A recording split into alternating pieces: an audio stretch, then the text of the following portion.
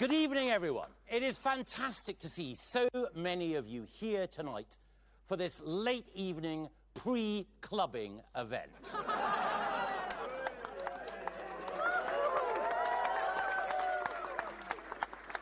But just for once, I won't be dancing tonight. Instead, over the next 36 hours, I'll be fighting. This is the final countdown. The polls will open in less than 36 hours. And we have that time to fight with every breath we have to save the country we love.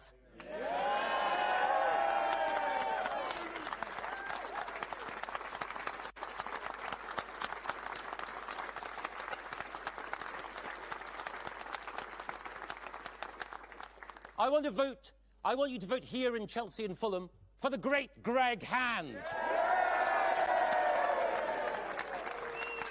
I want you to vote all across the country for our brilliant candidates. And I don't just want you to vote, I want you to vote with pride. Because what we have achieved together as a Conservative family over the last 14 years is something that should fill our hearts with pride.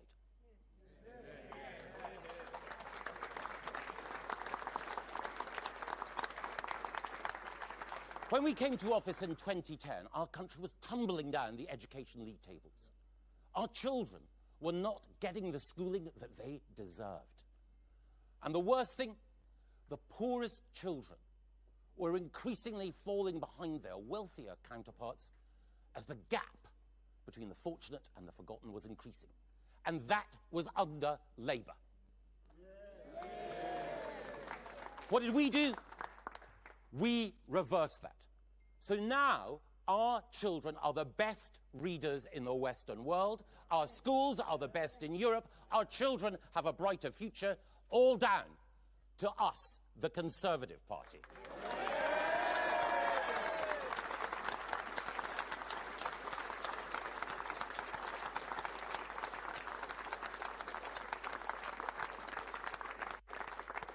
We reformed welfare to make work pay. We cut crime. We built more than 2 million homes. We had the best Olympics ever. We were the greenest government ever. We took millions out of tax. We got Brexit done. We rolled out with furlough the best programme for the vulnerable during COVID. We had the fastest vaccine rollout anywhere in the world. We were the first country out of lockdown. We stood shoulder to shoulder with Vladimir Zelensky in Ukraine. We stood up for freedom. We stood up for liberty. We stood up for democracy. Let's stand up and say we're proud to be Conservative.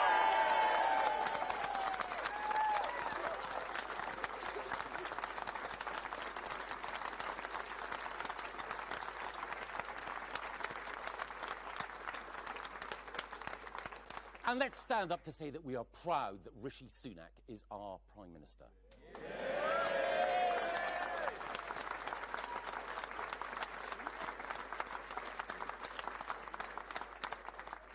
I've seen him up close as difficult decisions had to be taken. And he's never wavered from always doing the right thing. At the heart of Rishi, there is a moral core that is unbreakable. And it's for that reason that we know that we can be safe and secure with Rishi as our Prime Minister. In an uncertain world, we cannot take the risk of the alternative.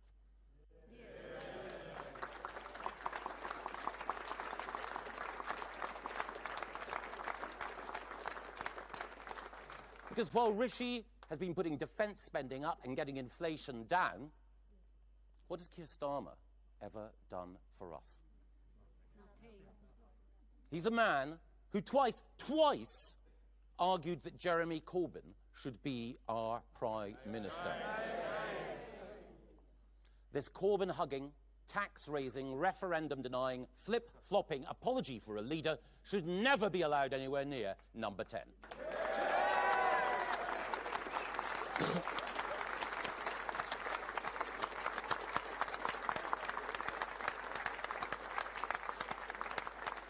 He's the jellyfish of British politics.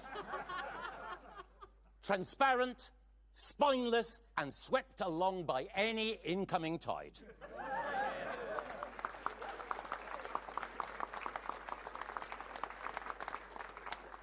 But if those polls, sorry to mention them, but if those polls are right, and I pray that they are not, but if those polls are right, that tide could sweep him into Downing Street. And what will happen? He will tax your home, your car, your pension, your future. What will he do to your home? He'll tax it. What will he do to your car? He'll tax it. What will he do to your pension? He'll tax it. What will he do to our future? He'll tax it. Our economy cannot survive Keir Starmer's tax attacks. And more than that, his plans to give votes to 16-year-olds, to prisoners, and to foreign citizens threaten to rig our democracy for years to come. We won't have the strong defence that Rishi has given us. We won't have any deterrent against illegal migration. And indeed, if David Lammy and Angela Rayner have their way, we won't have any deterrent at all. It doesn't bear thinking about. Our future as a proud, self-confident, self-governing country is on the ballot paper on July the 4th. That is why it is so important, our patriotic duty, to make sure that we vote Conservative, we get everyone we know to vote Conservative, and we ensure that Rishi Sunak is returned as our Prime Minister. Thank you.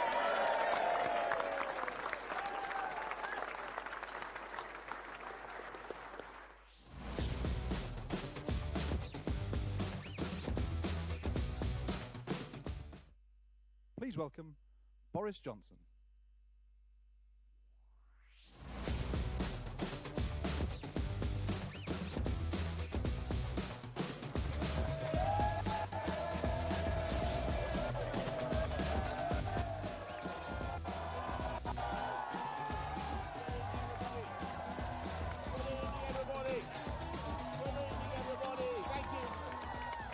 Good evening, everybody.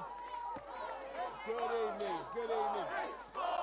Thank you very much. Thank you. I love it.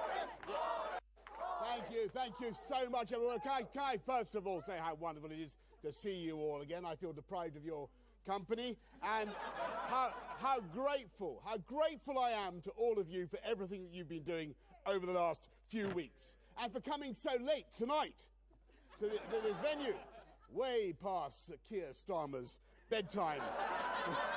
Yeah,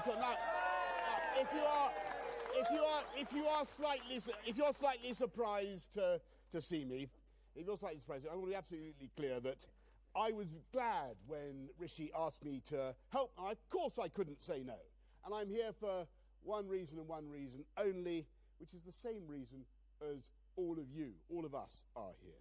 We're here because we love our country, and whatever our differences, they are utterly trivial by comparison with the disaster we may face if these so-called opinion polls are right. And it's still an if. I think and hope the British people will show more sense on Thursday and draw back from the brink. But if these polls are right, then at the very moment when this country has beaten COVID and beaten post-COVID inflation, at the very moment when we should be encouraging enterprise and growth and putting some money into home ownership and putting some money into people's pockets, Westminster is about to go in diametrically the opposite direction. And so none of us can sit back as a Labour government prepares to use a sledgehammer majority to destroy so much of what we have achieved, what you have achieved. 5 years ago, you helped to send Jeremy Corbyn and his then disciple, Keir Starmer, into orbit where they belonged, and we got Brexit done. We restored democracy. We restored democracy to our country, and it was because we got a proper Brexit, and you will all remember how hard that fight was, that we came out of the EU single market, we controlled our own regulation, And my friends, whatever people may say, that national independence was vital when it came to approving COVID vaccines faster than any EU country, and therefore getting the fastest vaccine rollout of any major economy and the fastest economic rebound in the G7. And let me just ask you, in case you've forgotten it, because I haven't had a chance to remind you recently, which, of all the 200 countries on earth, which was the first government, after all the miseries of COVID, to put a licensed, approved and effective vaccine into the arms of our citizens? It was the British government. It was a Brexit government. It was a Conservative government, and it was thanks to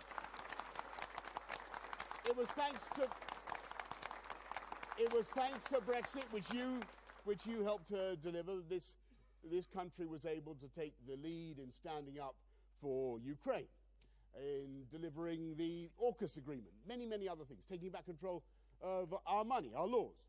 Thanks to Brexit, that we can today finally legally control our own borders.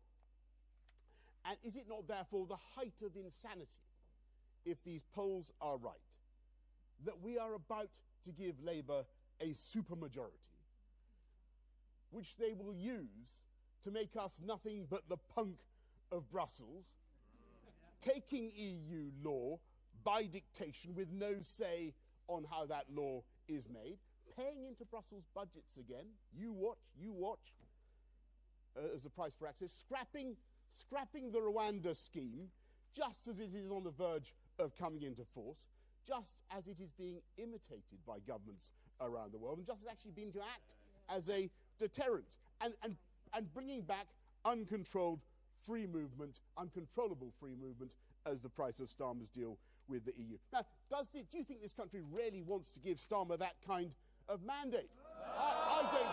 I don't think they do, and yet Labour are so cocky that they're so complacent, they're so smug, they're barely concealing their agenda anymore. And we can see what it is: whacking up taxes on pensions, on property, persecuting private enterprise, attacking private education and private health care, with all the pointless extra burden that will place on the taxpayer. And all the time, poor old Starmer is so terrified of disobeying left-wing dogma that he's reluctant to explain the difference between a man and a woman, and he just sits there with his mouth opening and shutting like a stunned mullet. Do we want this kind of madness? Do we want ever higher taxes? Do we want more wokery imposed on our schools? And yet this is coming now, this week. This gigantic, unless we change it, this gigantic Labour majority pregnant with horrors. Because even though Labour's share of the vote right now is far lower than ours was in 2019, and even though Starmer has record low approval ratings for a man in his position, supposedly on the verge of office, our system, I'm afraid, will deliver that supermajority, because too many good, kind, moderate Tories are about to vote for other parties, apparently, and thereby get exactly the opposite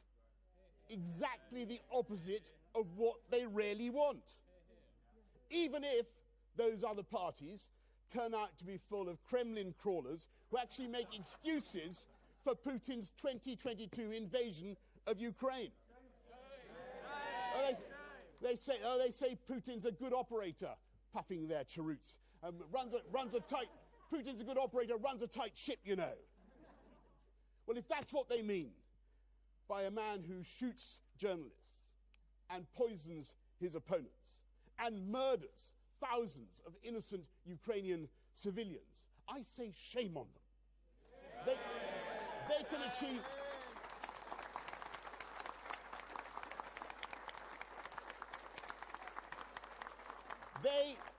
They can achieve nothing at this election except to usher in the most left-wing Labour government since the war, with a huge majority, and we must not let it happen. Don't let the Putinistas deliver the Corbynistas. Don't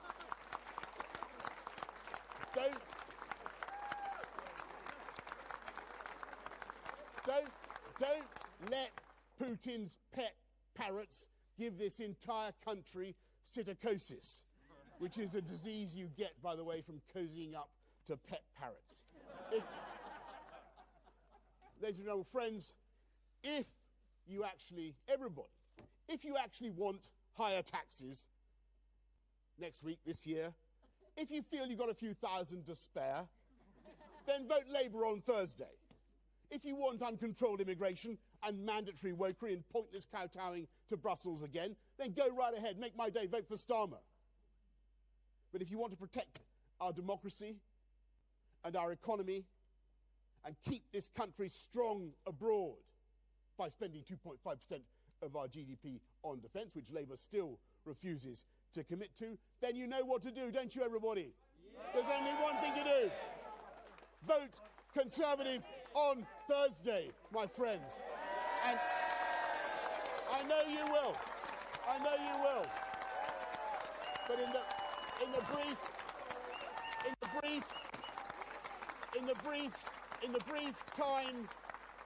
brief time that we have left, I hope that you will encourage everybody else in this country to do the same. Thank you very much. Thank you.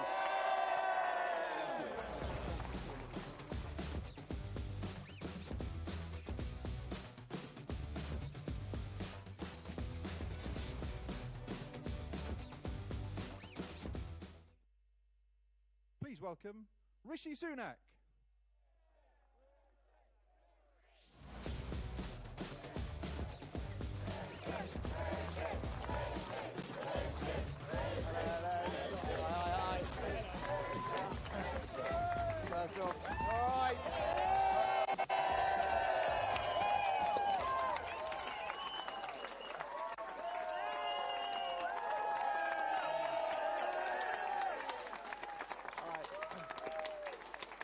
Good evening, everyone. Good evening.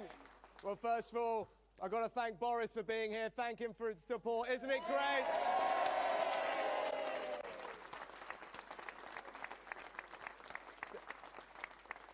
Isn't it great to have our Conservative family united, my friends? Just think, it was just the other day when Keir Starmer was saying that Jeremy Corbyn would have been a better Prime Minister than Boris. Shameful. Can you imagine what that would have meant for Ukraine? What would have meant for our country's security, our defence? The damage it would have done to our economy.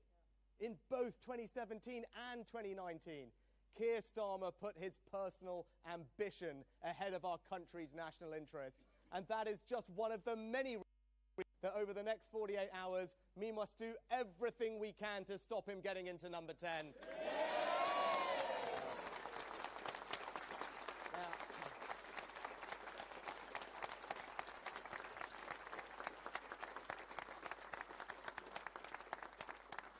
Now, Boris is right to say now is the time for all Conservatives to come together to deny Labour that supermajority that Keir Starmer craves.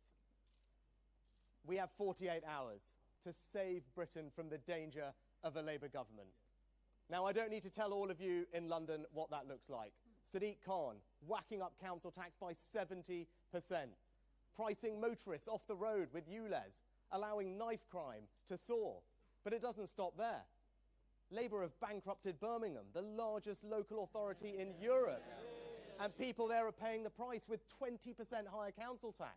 In Wales, where Labour have been in charge for a generation, NHS waiting lists are twice as long as those in England.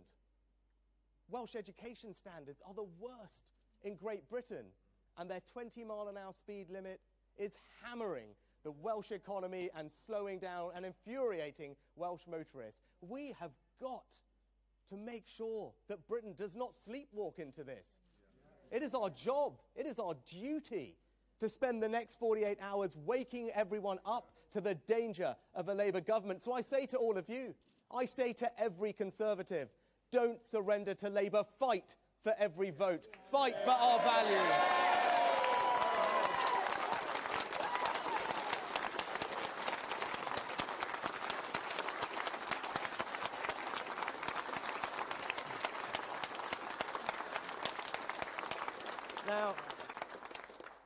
It suits lots of people to say that the result of this election is a foregone conclusion. But I know that it is not. Just 130,000 people switching their vote, giving us their support, is what it will take to deny Labour that supermajority they want. Every single vote matters. And that is why I know you are tired. I know you have worked hard. But we have got to give it one more push.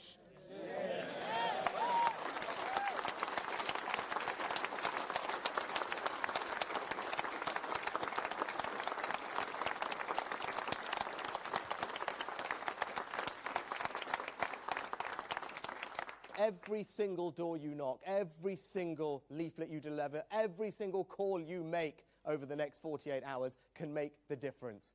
So I ask all of you here in London, get out to Chingford to support the great Ian Duncan Smith.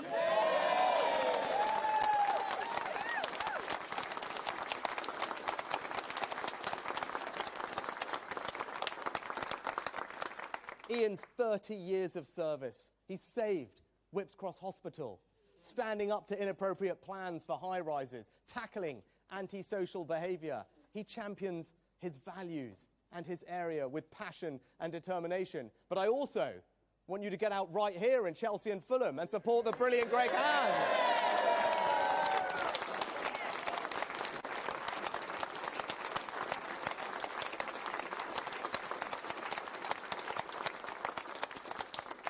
Nobody will work harder for this area than Greg. Already he's made sure that Charing Cross Hospital is getting rebuilt. He's saved bus routes from Sadiq Khan's savage cuts, and he's getting more police officers on the street. So whether it's Greg, whether it's Ian, let's get out there and get our great candidates elected back into Parliament.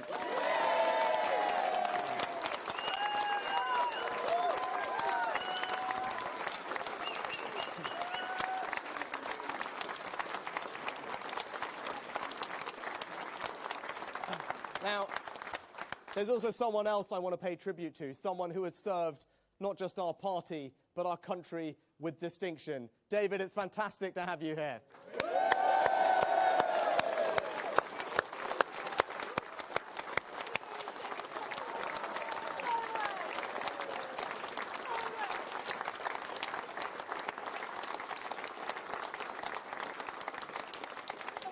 You know, there's been a lot of talk about our collective record over the past 14 years in this campaign.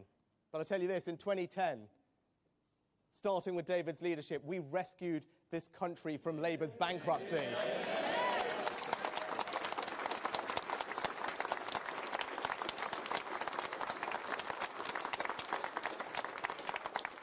Under David's leadership, we took that awful inheritance, and what have we delivered?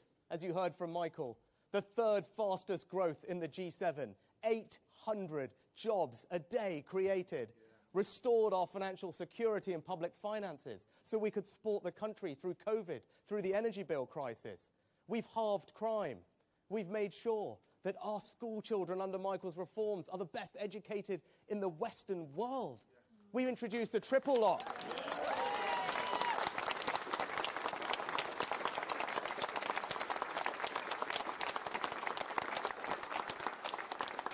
We introduced the triple lock to protect pensioners. We reduced pensioner poverty. We reduced child poverty. We reduced absolute poverty. We made sure that we were the single biggest defense power in Europe. We supported Ukraine. We had the fastest vaccine rollout in Europe. We stood up for our values and our allies around the world, and we got Brexit done. I don't know about you. That is a record I'm damn proud of.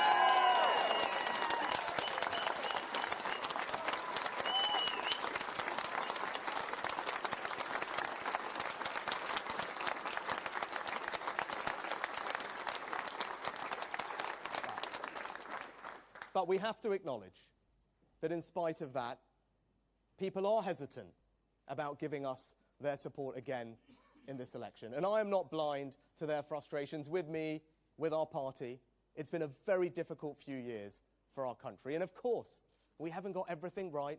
We haven't made as much progress in every area as we would have liked. But I say to everybody, this Thursday is not a by-election. It is a choice about the future of our country, and that choice has severe consequences for your family if you get it wrong. You have to think about what a Labour government with a blank cheque would do.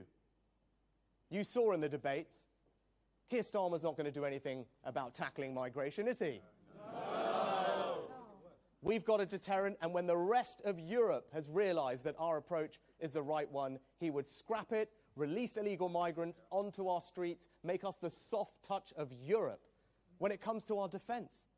While we recognise this is the most dangerous time for our country in decades, investing more in our security, Keir Starmer would cut those plans in his first week in power as he goes to the NATO summit, and worse than that.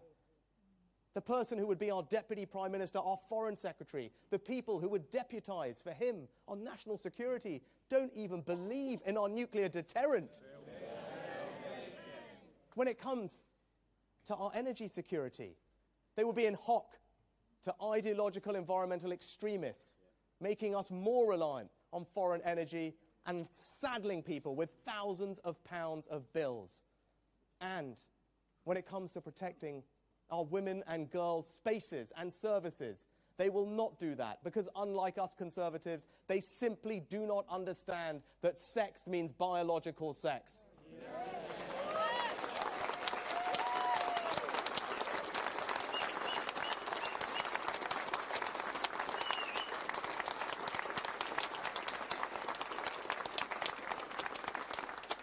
And we also know that they would raise everyone's taxes. They would raise them by thousands of pounds. Your car, your pension, your savings, your home, your work, your business. You name it, they will tax it. It's in their DNA. Why? Because they're socialists. And they believe that your hard-earned money belongs to them. Now, we Conservatives know that an economy that is strong is built on people keeping more of their hard-earned money. And that's why on Thursday, a vote for the Conservatives is a vote for lower taxes.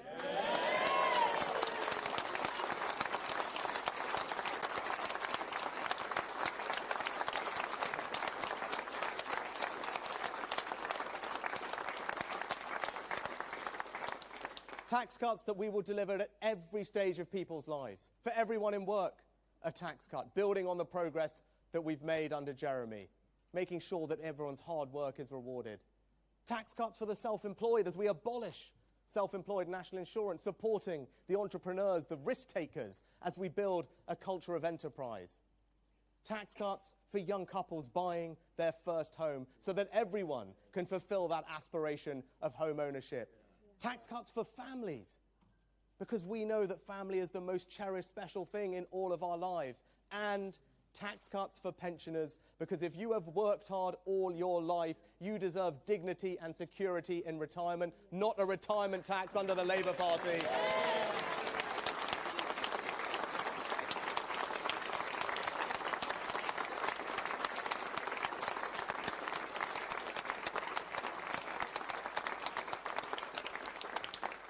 So be in no doubt, a vote for the Conservatives is a vote for tax cuts on Thursday.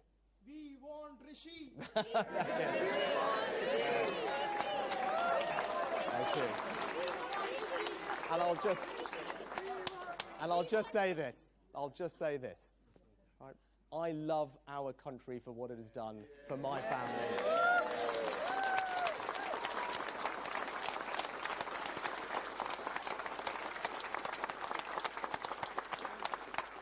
My grandparents came here with very little, and 2 generations there later, I stand here with the enormous privilege of being not just having been your Chancellor, but being your Prime Minister. My story would not be possible in any other country.